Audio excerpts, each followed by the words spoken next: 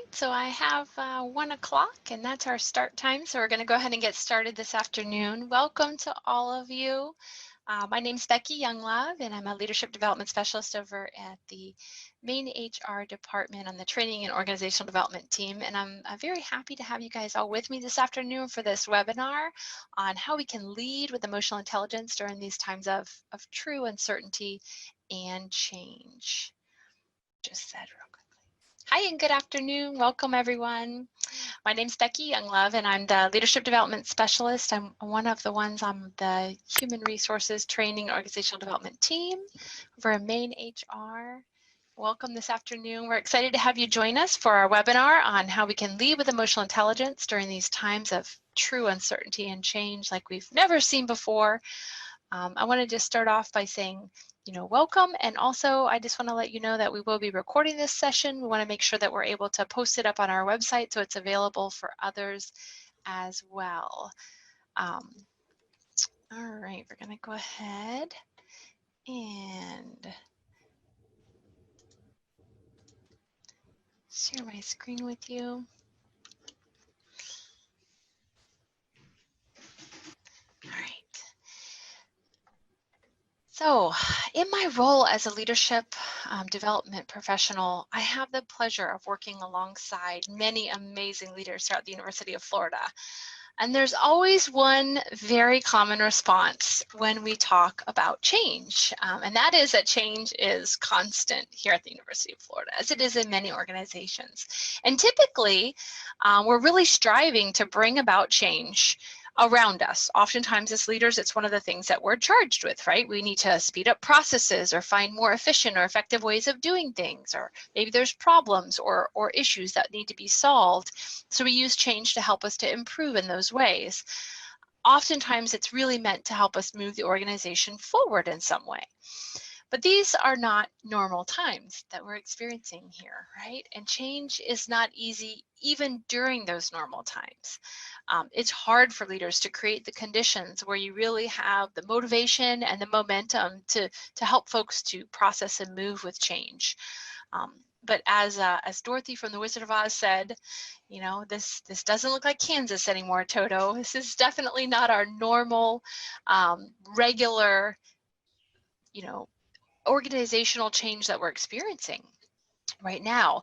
And so as change is happening around us in these unprecedented times, really at a rapid pace. I heard from a leader the other day that they said, I'm having so much trouble keeping up because every single day is another change. It's something new that we're expected to do or to implement or to move forward with in a way that we haven't before. And so it's truly rapid. It's truly hard to keep up.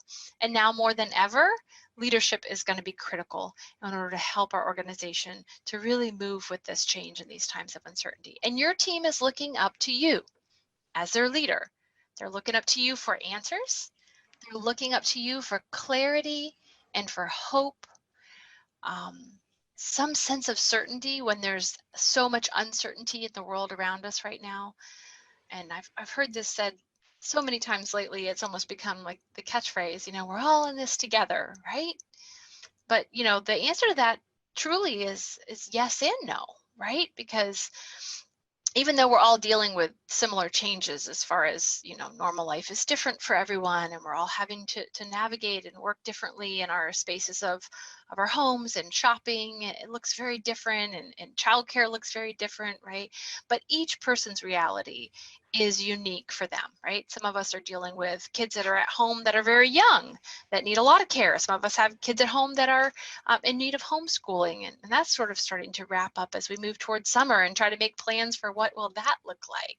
Some of us have our own health issues to be concerned about with this pandemic, and some of us have loved ones that are more at risk and that keep us up at night really with worry and concern. And others of us have had major shifts to our roles and responsibilities. So you may have folks, either yourself or folks on your team, that have had jobs that have been shifted so much that they're either very difficult to perform right now or even impossible at the present time, and we're in need of looking for other things for people to do. And now we're starting to hear conversations, right, about this whole How can we return to work and get through this new normal that we know is going to be around for a while, right? Trying to think about how transitioning might happen in the near future or over the summer to get people back on campus and in preparation for the fall, and to really help us all to start kind of living with this new reality that isn't really likely to go away too soon. So it's important for you as leaders to really pay attention, to support and to over communicate with your teams during these times, right? Because let's face it, it's all unknown territory. None of us have a guide right now. None of us have the roadmap, and there's very few guarantees.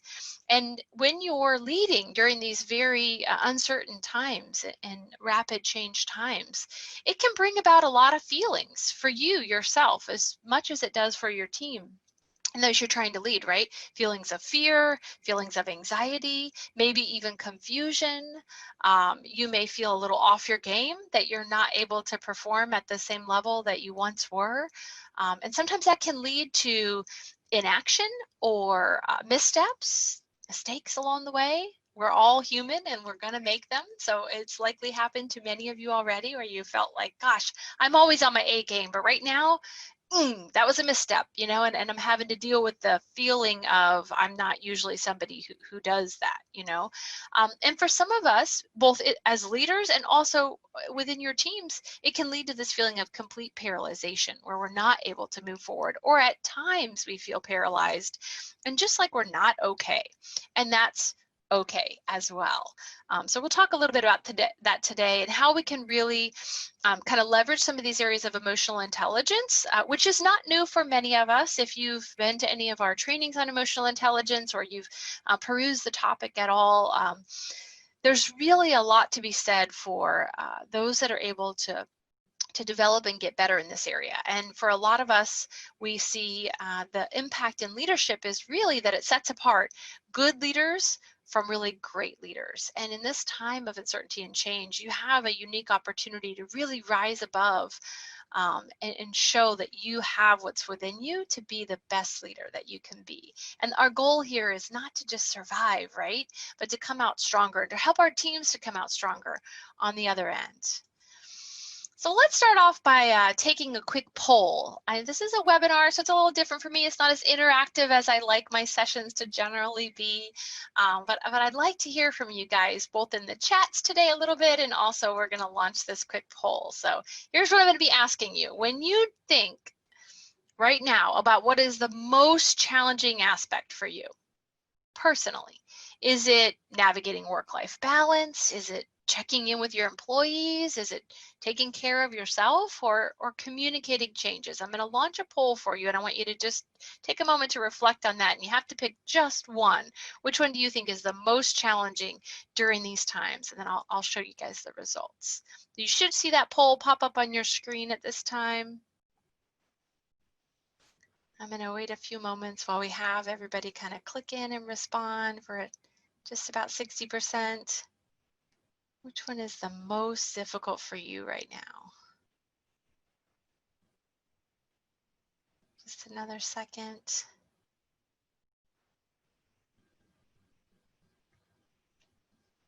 All right, one more.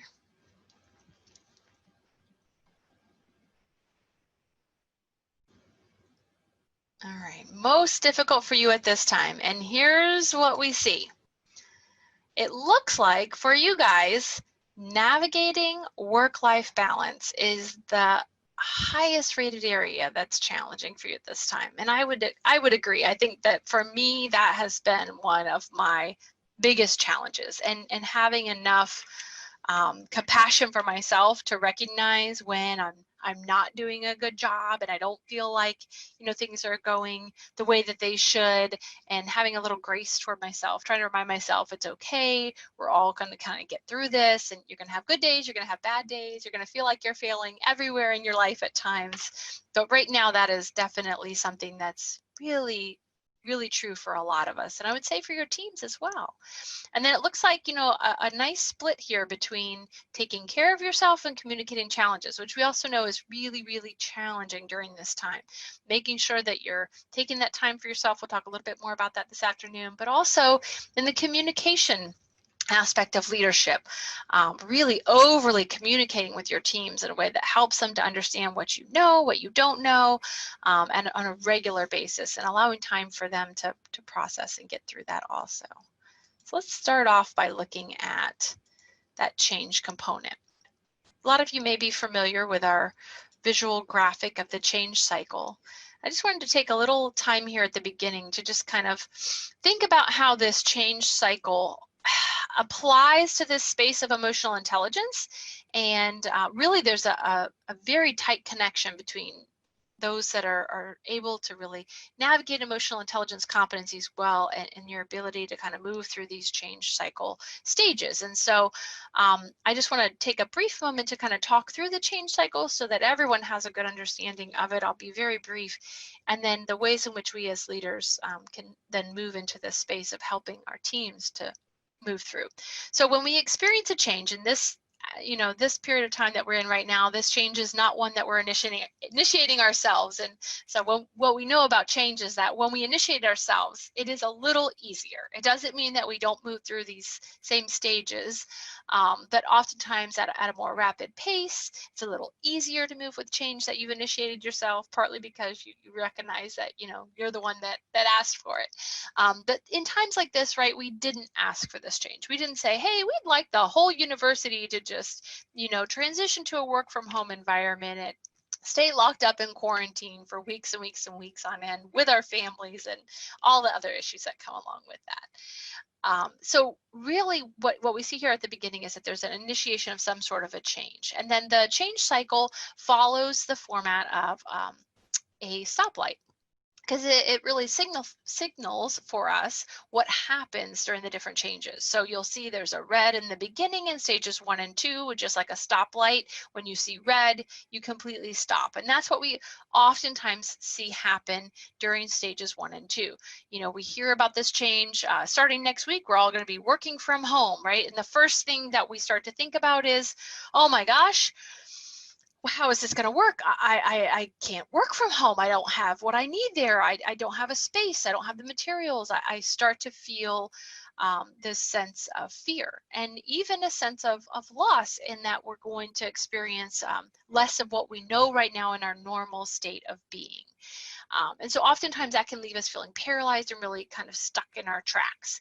And then we start to move into stage 2 doubt, where we're sort of like, well, this isn't fair. I don't know why we're being asked to do this. This isn't going to help things, or maybe even some skeptical thoughts around the lens of like, how are we all going to do this? This isn't going to work. And it causes us to be very resistant to the change. So oftentimes in stages 1 and 2, we feel very kind of stuck. What helps us to move from stages 1 and 2 on to stage 3 is really information. So the more information that we get, either that we create ourselves or that we get from others, the more that it helps us to kind of move through to these other stages. And so you'll see the yellow stages here of discomfort and discovery in stages 3 and 4, where we're still not happy about the change, but just like a yellow light, we're kind of in a cautious state. A lot of us are feeling this right now, where we're in a discomfort with different changes that are coming at us a lot. We might feel very anxious or confused, and definitely unproductive at times. Over here in stage 4 discovery, this is where we start to get a little bit more comfortable with the change. And right now, I'm sure many of you can associate with the change cycle, like these feelings that were associated with it are really what is most evident in our teams right now, right? And our danger falls is right here in between discomfort and discovery. And so this is why the change cycle really applies to emotional intelligence, because you as a leader really have the opportunity to help your teams to process the change and deal with the change, and then move with the change, and recognizing that we're all human, and that there's times where each of us as well are going to struggle with dealing with the different change. So the feelings associated with this are what's really, really important. And over in the stages 5 and 6 green, that's where you're really moving with the change. I don't think many of us are moving into that green space anytime soon. In fact, most of us, if I have my little annotate tool to come up here. I think most of us are, you know, kind of moving through here and then getting some sort of additional information that's sending us back into the fear and the resentment stages. You know, even just right now hearing about the talk about moving back to campus, right, is starting to make us have different feelings about this new change that might be coming our way.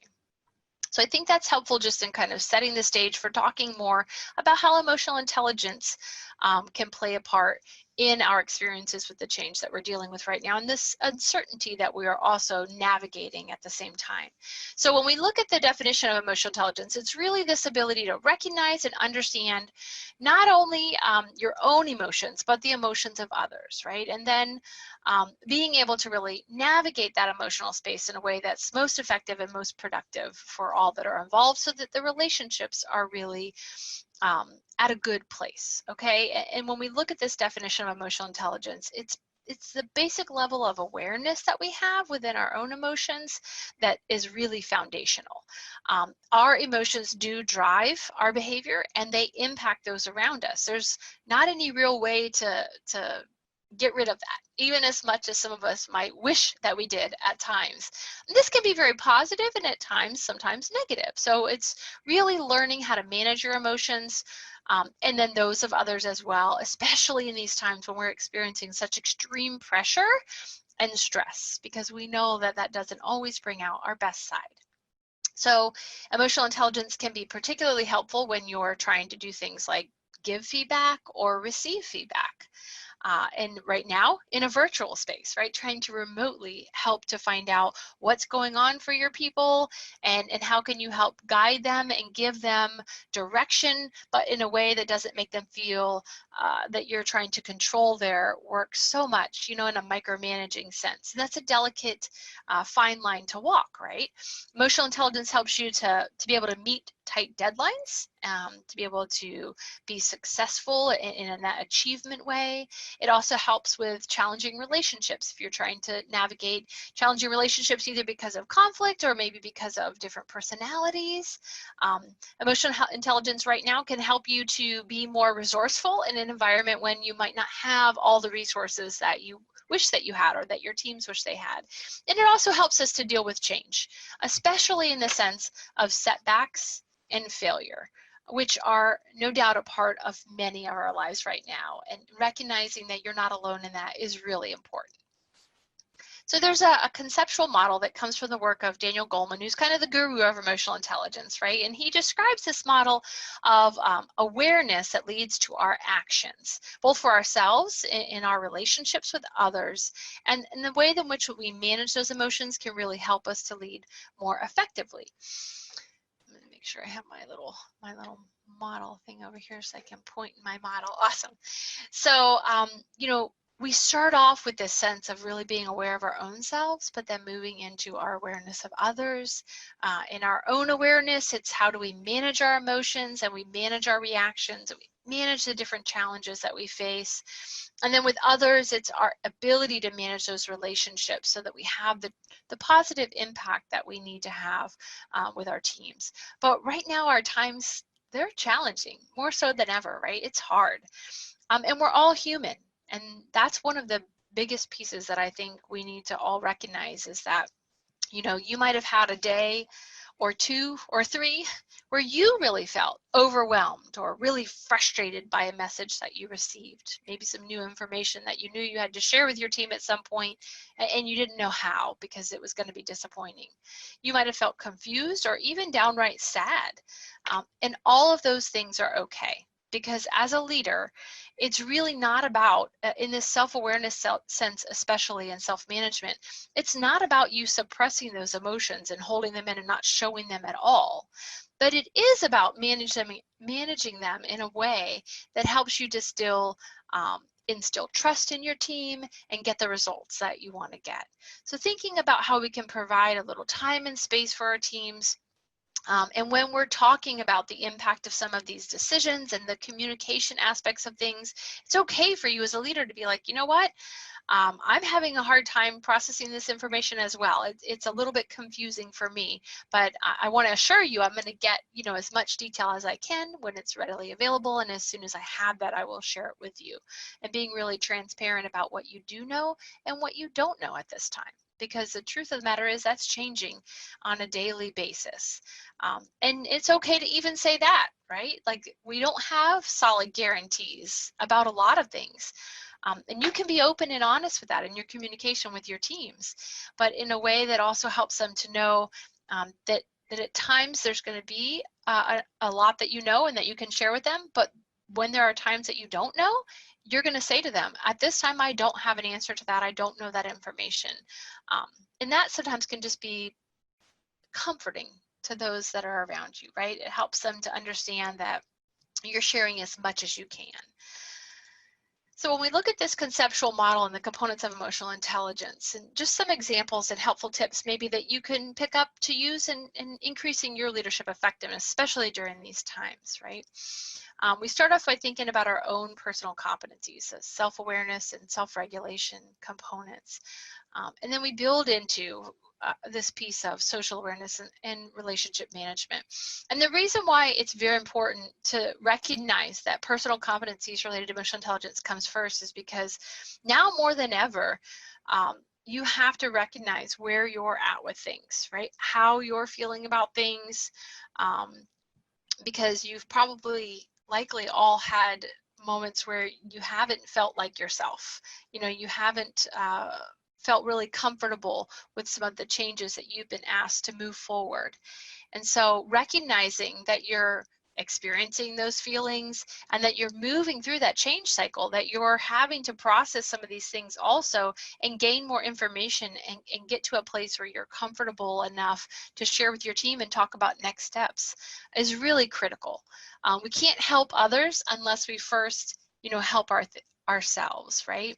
And one of the things that I've seen personally experienced as a leader here at UF after this,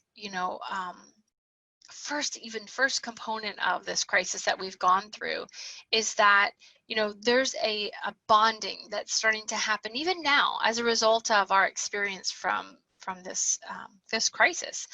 There's something about going through crisis situations with others that really helps to bond and pull people together. So there's a lot that you can leverage here, opportunities, and hopefully you're finding some of these successes with your teams as well, that you can really pull forward. You might have even recognized in this social competence space here, as you're really trying to tune in and pay attention to your team members on an individual basis, because we know with the distance right now, you don't have the office space, right? You can't just walk by and say, hey, Becky, how are you doing today? It's different, right? And so Mark might be thinking to himself, I need to get a way of checking in with my people and finding out how they're doing on a more regular basis. And so I'm going to check in with them, weekly and one-on-one meetings, or some of us are even doing daily check-ins with our individual team members. And when you do that, those conversations, especially now with the personal experiences that we're starting to talk about, are really bonding for you, right? You start to get more information from others. And I've also heard leaders say, I've really noticed that some of my folks are thriving in these conditions, and I'm noticing strengths that I didn't see in them in other circumstances. And these are all great outcomes that we can pull through and really leverage in these times, when there's also a lot that doesn't feel so good, and sometimes the processes that we're moving through and having to figure out, for example, delivering, virtual trainings. Our office is now deep in the weeds of that and moving through the processes of converting all of our training courses over to virtual sessions, which is something that we've talked about for a while, and we know has been something that is wanted and needed across campus, especially for our folks who work, in different locations, not at the main campus. But it's one of those things that moves very slowly, right? Change oftentimes in a big organization moves very slowly, but it's amazing how circumstances being what they are, you can see things suddenly happen, very rapidly and very quickly. And they're good innovations. They're good changes that probably needed to happen. And those are all things that you can help your team to recognize, and really making sure that you're moving forward. So we're hoping that you will focus in on these things as leaders, the ways that you can make the best of this situation, help your teams to understand that, really tune in and listen to them, and lead your team to help our university move forward to an even better place than we were before. I'm amazed every day at the stories that I hear from this great university. So when we look at those personal competencies related to emotional intelligence and self-awareness and self-regulation, right? Our emotions and our feelings are information, right? We get information in through our senses, we start to process it, and then it's tied into our own thoughts, our own attitudes, our own beliefs, and then, of course, that ties into action as well. We all have emotional responses to the stimulus that's around us, right? It's biological. It's part of how we developed as humans. It was really helpful, back in the day when we were trying to escape the saber-toothed tiger, that was trying to eat us, or anything like that. That fight, flight, or freeze response is really helpful when you're truly in danger. It doesn't feel as helpful when you're not really in physical danger, right? But your body still processes something as danger, and you get that fear response, right? And you'll feel that when you're feeling a lot of anxiety or a fear of the unknown, or sometimes the known, something that you find out that you're just like, oh man, how are we going to deal with this? That can cause a really strong emotional response. And it doesn't feel as helpful as when you're, trying to escape a dangerous situation. The good news is, though, that if you're really in tune with yourself, you can lean into those uncomfortable feelings and start to really take control of your response. And that movement into self-regulation is where we start to produce healthier responses and healthier results for you and for those you lead. So it's not about not experiencing the emotions. It's about experiencing them, recognizing that you're experiencing them, and then sitting with that feeling long enough to sort of observe it and pay attention to it. So if I'm feeling a lot of anxiety, I'm asking myself, what is it about this situation that's making me feel so anxious? And name it. Because when you name it, it actually helps you, to take more power over the situation. It really empowers you in a way that's helpful to move through the change and to move through the emotions that you're experiencing. So when we look at ourselves, right, there's this saying I've heard a lot of different times, you can't take care of yourself, you can't take care of others unless you take care of yourself. I almost said it backwards, right? Emotional intelligence is no different. We have to be very aware of who we are and how we're showing up. And the only way we're going to know how we're showing up or what our impact is on others is to ask them, right? And it's very hard to work on showing compassion and showing empathy to others if you haven't first got a really good sense of who you are, what your values are, what things are important to you. Leading with your values in this time of uncertainty is critical. Being really aware of your strengths and your weaknesses, the ways that you prefer to do things, and when you're thrown a little off kilter and you don't have as much control as maybe you once did and you like control, recognizing that that makes you uncomfortable and thinking about ways that you can start to kind of navigate and move with those emotions and work yourself through that. Self-regulation is really all about your ability to manage those emotions that are coming your way, and then actions that might come of that would be, healthier ways of moving through and producing the results that you really want, cultivating the relationships that you want to achieve with those that are around you. I love this quote because for me, this was life-changing when I read it. I hadn't really thought about things in this way before. As a newer leader, we judge ourselves by our intentions. Others judge us by our actions, right? When you start receiving information that your intentions are not being perceived the way you expected, there might be a disconnect. And this is really, really hard in this setting of remote supervision and management. Even more so. I mean, it's hard in a regular setting, right? It's hard in a normal operating setting. Now we have time and space between us, and noticing that there's a disconnect between what we intend to do for folks and what actually is being perceived of our actions by others is really tricky. Again, you need to open up that dialogue, open up those conversations, and self-awareness and self-regulation can really help you to bridge that gap a little faster. We know that we need to over-communicate. We need to say even more about what's going on, right? But when we're talking about over-communicating, it's also in the sense of listening, of posing questions, asking, and then listening to your team members, because that's really the only way that you're going to pick up on whether somebody is judging you based on something that isn't what you intended for them, how you would intend them to judge you. So for example, if you send out an email with some very clear directions on what you expect about a particular process that needs to be completed, right? And you provide a lot of details in that email because you want to be as clear as possible and over communicate. There's time and distance that's happening right now, and you want to make sure you have a lot of clarity in that message. And somebody else picks up on the fact that you've included a lot more directive information in that email, more so than you ever have before. This isn't typical of you. You don't usually include this much detail. You usually allow more autonomy. They may perceive that you are thinking that they're not doing a good job, or that you don't trust them to do a good job, right? And so following up with things like that and saying, hey, I want to make sure that, that message was really clear that I sent out last week, when you're doing those one-on-one check-ins and things, and checking to see if the other people are perceiving you in the way that you really intended them to perceive you. All right. Thank you, Kirsten. I just saw a chat pop up, so I want to make sure that I saw what it was. It's an example that I think is really relevant at this time, right? And we just held a session, I think it was yesterday. We did a leadership strategy sharing session called Courageous Leadership When the World is Upside Down. Some of you may have been on that call as well.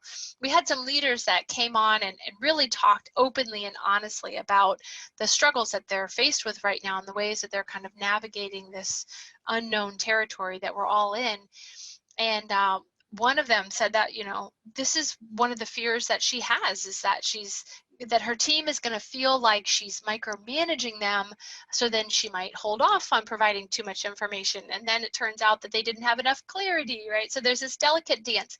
You've got to open up those channels of communication. Talk to your individual team members. Ask them, how are you doing? How are you managing things? What's going really well for you? Where are your barriers? Where are the areas that you're feeling like it's a little harder? Just really asking open-ended questions that get your employees to talk and tell you more is the way in which you can start to get better in this space. And then really paying attention, right? Because the decisions that you're making right now, like, again, you might have in your mind a lot of clarity about your intention. I'm going to do X, Y, Z because this is in the best interest of my team at this time. This is going to help to preserve their job security, or make the transition back to the office environment better.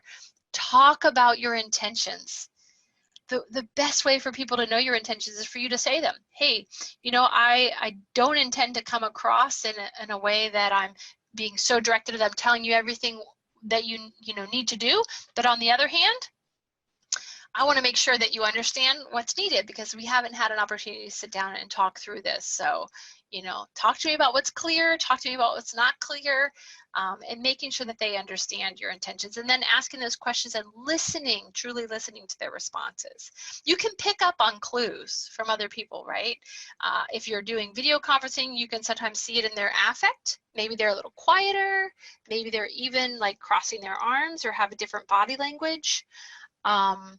Think about how much they usually talk or initiate emails. And if you notice things are off, make sure that you reach out and lean into those opportunities to connect. And that might be where you have some topics of discussion around what you intended and what was perceived. And just opening up that dialogue and clarity around intention is so critical. So I want to hear from you guys, right? Even though we're in a webinar, there's still this opportunity to chat. So I want to make sure that you have an opportunity to give some information as well as hear from your peers. So let's take a moment to think about these first couple of components of self-awareness and self-regulation, those first two personal competencies related to emotional intelligence. And you as a leader, how are you managing feelings of distress and confusion during these times of uncertainty and change? What are the ways that you are finding helpful to help you kind of manage that piece? And then the second part of that, you can throw in the chat as well, how can you tell how others are perceiving you? So make sure that your chat is up so that you can see what other people are writing as well. And I will be sure to kind of share out as the responses come in. What are some ways that you're managing these feelings of distress and confusion? Some strategies you found that are helpful, ways that you're dealing with it. Thank you, Jenny, being patient with yourself and also patient with others, even more so during this time, right? Accepting the things you can control, accepting what you can't, and breathing. Those are all great strategies. Thank you, Deborah. You're taking time away and taking breaks in your day, getting steps in. It's really important. I know I've been trying to intentionally get out each and every day for a walk because it's so important, especially now. Small breaks and walking. Good. That gives you time to kind of think. Thank you, Andrina, like processing what's going on and thinking about it, just a little time and space. What else? Any other good strategies you found that are helpful? So Deborah says, hard to tell though how others perceive me, not sure. That's exactly my point, Deborah. There's really not a way for you to know how others perceive you unless you're going to do an anonymous 360 leadership assessment or something of the sort, a 360 where you're sending out some sort of a survey and you're getting people to give you anonymous feedback that helps you. We all have blind spots on the back of our head, right? As leaders, it's really important to acknowledge that you have that and you're always going to have that. You can't always know 100% how others are perceiving what you're doing, what you're saying, what decisions you're making, what actions you're taking. Your goal as a leader with self-awareness and self-regulation in particular for these competencies is to make sure that that blind spot is as small as possible. So instead of being gigantic, we want yours to shrink and shrink and shrink. So it's still going to be there. You're still going to have this area where you know your intentions. Oftentimes we find that people have the best of intentions, but others are perceiving us by our actions, and not just our actions, but their perception of our actions, right? So the only way you can make that blind spot smaller is by talking with your folks, talking with them about your intentions. I will encourage people to literally use those words. Say, my intentions in doing XYZ is blah, blah, blah, blah, blah, because that's just going to help you to get it right out there. But it's tricky, it's hard, and it's a fast moving pace right now. Thank you, Mark. Focusing on your personal life first is good, work secondary, especially at times some of us are navigating things that are really tricky at home. I know I've had a number of challenges myself that have knocked me off kilter, and I've had to say, got to take care of this first, then this. And recognizing that some of your employees need that grace as well, to be able to say it's okay to take some leave time right now and get things in order when you're feeling off kilter and stuff is taking hold and you can't do the best job that you know that they can do. So much is lost in the virtual communication. Yes. I think that that's a critical component, right? The virtual is manageable. We're trying to make the best of it. We're trying to find new ways to communicate, and that we've been somewhat successful with that, right? I mean, we're able to still do our jobs to a large degree. However, it's never going to be the same as being in person in the same space, and that's really challenging for a lot of people and for a lot of teams, right? So I want to emphasize the importance too of you as a leader really showing up and being your real self with your people as much as you can, right? Recognizing that you want to balance this, and a lot of leaders struggle because this is an area of true vulnerability, right? We have this thought that as leaders, we need to be perceived in a certain way, right? We need to be seen as strong and in control, that we have all the answers. And when we don't, it throws us off our game. It's okay to let people know when you're having a bad day. You know, my boss will say, I'm having an off day today. I don't feel like I'm myself. And that helps you to feel like you can trust that person a little bit more, right? We don't want to be so real with people that we freak them out, that they think that we are incompetent and can't do our jobs, right? Obviously, we want to instill in them a sense of confidence and hope that we're going to help pull them through this challenge and come out stronger on the other end. We do want to balance that. But it's okay to say to people too, you know, today I'm having a really down day. I'm having feelings that I'm just really tired or I'm really stressed out. And when you check in with your people, if you're feeling that way, it's okay to take the time and space to say, here's how I'm doing. But I'm going to get through this, and we're all going to get through this, and giving them that hope that we're going to move on. Another thing that I've witnessed firsthand from leaders here at UF is the importance of recognizing when you're acting in ways that are outside of your norm. For example, let's say that you're a very patient person, generally speaking, but you have found yourself during this crisis in times where you need your team to act very quickly on something and produce results in an unusually rapid fashion, right? Your team might perceive that as, what's going on with, you know, Michelle? She's usually very patient and understanding. She usually takes the time to talk through things with us and allows us to have, you know, input into decision making. And we're not seeing that from her right now. She's not acting like herself, you know. That's the time to really take a moment to explain to your team why you're acting a little bit outside of your norm. I know I must be coming across a little impatient this week with some of the deadlines that I've established. I recognize you guys are all working really, really hard, and I appreciate that. But we also do have a sense of urgency around producing this, you know, action item or getting this result here. And so that's why you're getting this from me, this different sort of sense of urgency, and letting them know that you recognize that it's outside of your norm, and that again gives them some comfort and helps to build trust, because they're wondering why you're impatient right now anyway, right? They're wondering why you're acting outside of your norm. If you don't take the time to tell them why, just like explaining your intention, then it allows a space, which is even bigger now in this virtual setting, right? This distance setting. It allows a space for those folks to come up with a narrative in their head about why you're acting a certain way or why you're doing something.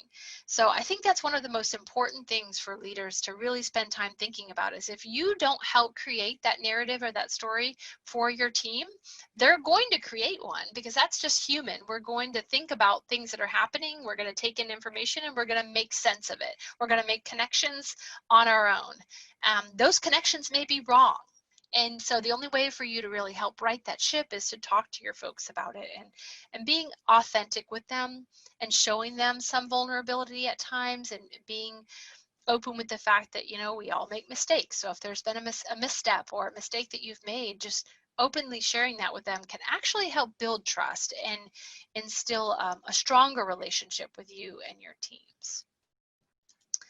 All right, so thinking about taking care of yourself, because right now, in order for you to be the best leader that you can be, in order for you to have a really good sense of self-awareness and self-regulation, you've got to take time for yourself, right? And some of you guys already talked about some ways that you're managing kind of the distress and uncertainty with some examples related to this.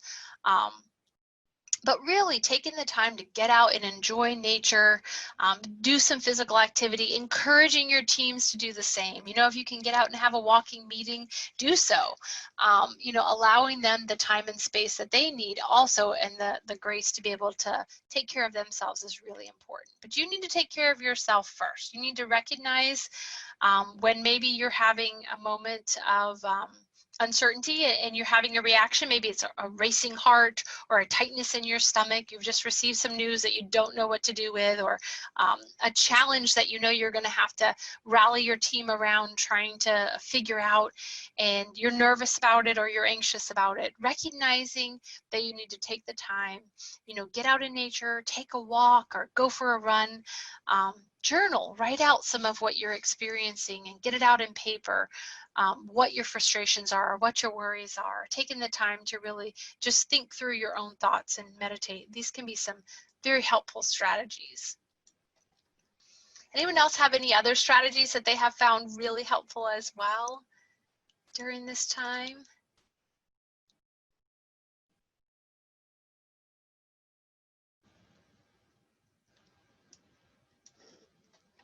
Feel free to throw it in the chat box. I like to see new things all the time. And then we move into the space of social awareness and empathy, right? And this is really the critical components. Once you are in a good place yourself, and that never really stops. We don't stop taking care of ourselves. That has to continue. We have to always pay attention to our own personal competencies related to emotional intelligence. But we move into this space of others, right? It's really trying to help others to identify what they're feeling, what they're experiencing, what strengths and weaknesses they're maybe surfacing during this time that they haven't had to deal with before. I know I struggle personally with attention and focus, and so moving to a work environment from the home has been extremely challenging for me, and I've had to really work through that. As leaders, this is a really critical space for you to really tune into your team and find out what are their needs. What do you need from me at this time? Or paying attention to just what they need in general, because that's the way in which you're going to really help them to be able to do a better job of managing this change themselves, right? So empathy is not, it's not sympathy. It's not the same as that, right? It's not saying, oh, I moved past my slide too quickly there, sorry. It's not saying to somebody, oh, I feel so sorry for that situation that you're in, right? Empathy is just recognizing the emotions in others and trying to connect to it, and then in a way in which you're supporting that person.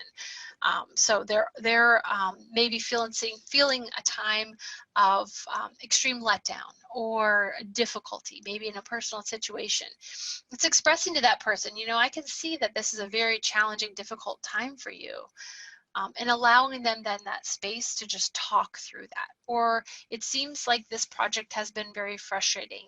Tell me more about how you're experiencing challenges right now, or helping them to really tune into what is difficult or hard at this time. Giving that time and space for them to process their emotions. And also, a lot of times with empathy, we think about,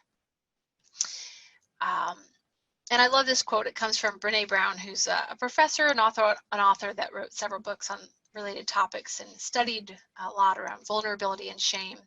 And she says, rarely can a response make someone feel better. What makes someone feel better is connection. So when your team members are going through tough times right now, whether it's personally or professionally struggling with anything, they want to know that you care about them. They want to know that you value them as people, and that connection is where you get that. So instead of trying to solve their problem, try to help them just work through it. Instead of coming at them and saying, well, have you tried this or have you tried that? Just giving them the time and space to talk through where their frustrations are. And I've seen several leaders who've really, firsthand, I've experienced how leaders have shown great empathy with me, and it's made all the difference in the world in the end. We're all hardwired to empathize, right? We recognize facial expressions and body language and vocal cues. When somebody says, I'm fine, but they're not really fine, right? You're getting those other cues that are telling you, let the other person know, right? I get the feeling that you're not comfortable with this plan, or it seems like you're unsure of this process. I'd like to better understand it. Can you tell me more from your perspective of what you're thinking? With this distance factor, it's even more challenging now, and I'm sure you're all experiencing this to a great degree, right? People want to, though, be seen and heard. And with the distance factor, it's afar, and so that makes it even more challenging, right? You have to be intentional as a leader about creating those opportunities, creating those times when you connect both with your individual employees and your teams as a whole. It might be a time sucker, right? It is a time sucker. It's going to eat up a good majority of your time, but it's time really well spent, right? Our team just suggested to have a couple of different meeting times so that we could really have some time and space to talk about what we're prioritizing and then get more deeper into certain projects. Other teams I've heard are allowing time and space where we just check in with people so that at that time we know we're talking about, you know, how we're experiencing our home and our work life and what challenges we're coming up with. But when we meet at other times, it's more task oriented and sticking kind of to an agenda, right?